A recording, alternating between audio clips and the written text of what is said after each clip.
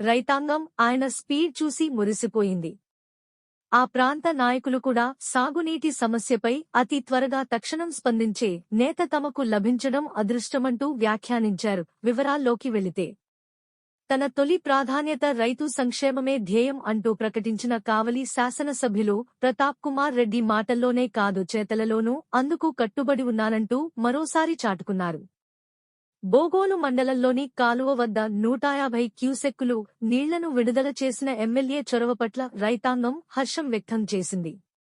ఈ కార్యక్రమంలో వైఎస్సార్సీపీ బోగోలు మండల convener Maddiboina Veeraraghu, JCS convener Surendra Reddy, యువత అధ్యక్షులు మేకల శ్రీనివాసులు, ఎంపీటీసీ మాచర్ల, జక్కేపల్లి గూడూరు సర్పంచ్ సురేష్, ముంగమూరు సర్పంచ్ వినోద్, వైఎస్సార్సీపీ నాయకులు కిషోర్, మల్లారెడ్డి, మాల్యాద్రి, రాజశేఖర్ తదితరులు పాల్గొన్నారు. వచ్చారు చూడు, ఇంటికాడ బండేసుకుని వస్తుంటారు.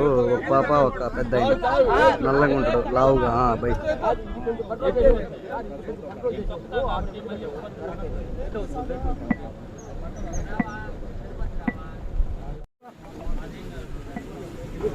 వెనక్కి జరుపుకున్నా, వెనక్కి జరుపు.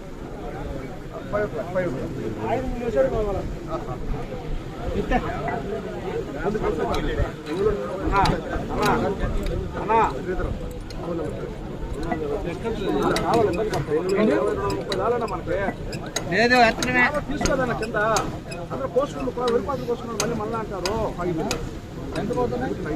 యాడ్ సార్ అసలు ఓలోపల్లి మేర్చి ఒక ఇవాళ బాగాలేదు సార్.